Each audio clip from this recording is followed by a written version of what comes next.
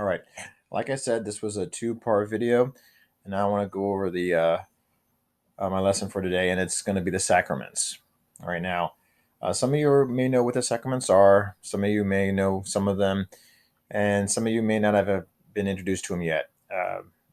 So I want to briefly go over them, and just to touch base on them, so we have an idea of what they are. And my goal is when we can meet person to person and in person class, so we can go over them in more in detail. But here they are. There's seven. The first one is the Eucharist. Okay, now that's communion. All right, that's part of the divine liturgy, and it's the most important worship experience we have in our faith.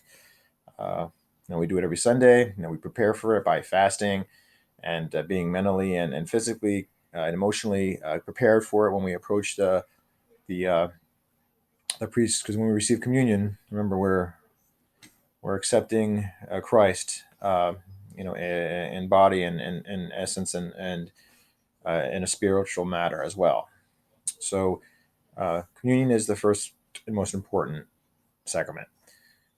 Another sacrament is baptism.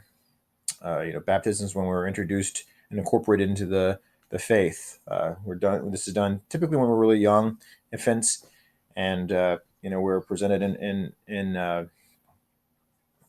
our as a child to God, and again we're immersed in water and baptized in the name of God. Uh, Another sacrament is chrismation, and this occurs right after baptism. It's a series of, the priest takes us, our newly baptized selves, and anoints us with holy oil, and recites several prayers. And, that, again, it introduces us to Christ.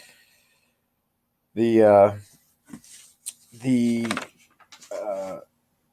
Another very important personal, like one-on-one sacrament is confession. This is an important uh,